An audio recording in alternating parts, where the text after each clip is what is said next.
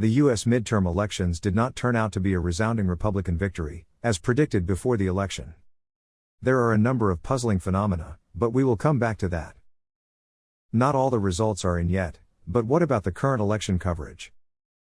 It is as if the Republicans lost because of Trump. Praise someone in order to demonize one side. Create adversaries and foment division. The media's push for DeSantis is like watching Zelensky. The media reported that President Trump is furious with DeSantis. Apparently because when asked about running for president, he didn't explicitly say he would support President Trump. No way, are you referring to this statement? Ron is a person, I've always had a decent relationship with him, but when I endorsed him, he was gone. He was not going to be able to even be a factor in the race. And as soon as I endorsed him, within moments, the race was over. I got him the nomination. He didn't get it, I got it, because the minute I made that endorsement, he got it. Then he ran, and he wasn't supposed to be able to win. I did 2 rallies. We had 52,000 people each one, and he won. And I thought that he could have been more gracious, but that's up to him. Is this outrage? Many Republicans want to move on from Trump? No need for Trump after the election? So what did the Republican leaders in the House and Senate do on the campaign trail? The difference between states whose voting systems have improved over the past 2 years and those that have not is clear.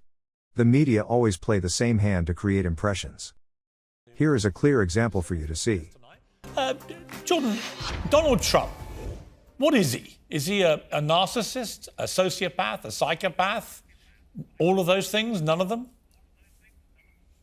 I don't think that he's a psychopath because he's been successful in repeated enterprises over long periods of time, and he has a variety of people who remain intensely loyal to him.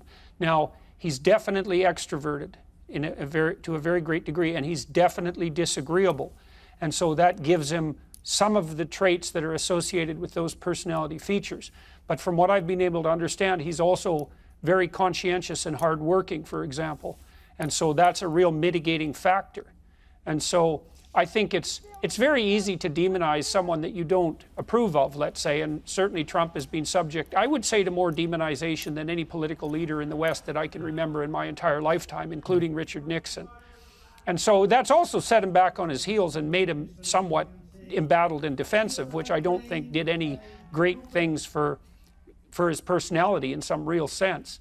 So I think it's a mistake to assume that Trump is a psychopath. I think it's a big mistake. I think it's a big mistake to assume that Putin is a psychopath. It's easy to do that, but I don't think the evidence suggests that. You don't want to throw those labels around casually.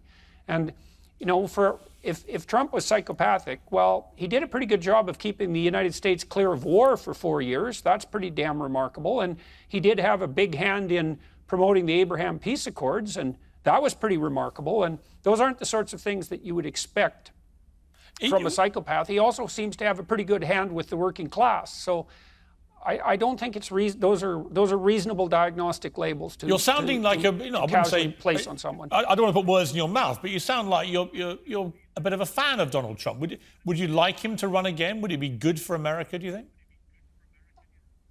No, I don't think it would be good for America. Would it be good for him to run? That's a difficult question, because it might be that it would be good for America to have whether or not Donald Trump should be president sorted out in the public sphere, debated intensely, and subject to an election. So it might be very interesting to see him put himself forward on the Republican ticket. If I had my druthers, and I say this, I hope with due care, I would rather see someone like DeSantis step forward, who shares some of that forthright strength, let's say, that characterizes Trump at his best, but seems to be a more cautious administrator and a less divisive figure. I think that would be better, because Trump, for whatever virtues he might have, and I think he has the virtues of a Washington outsider, I think that's quite clear. I think that his behavior in the political realm raises the political temperature to a dangerous degree. Yeah. And, I say that while trying to give the devil his due and not casting careless aspersions on his name. Yeah, no, exactly. Piers Morgan tried to force a satisfactory answer. What is democracy? A corrupt democracy leads to the downfall of a nation. History has proven that. How does a society disintegrate when it finds that people's voices are not properly reflected? Это мир одного хозяина, одного суверена.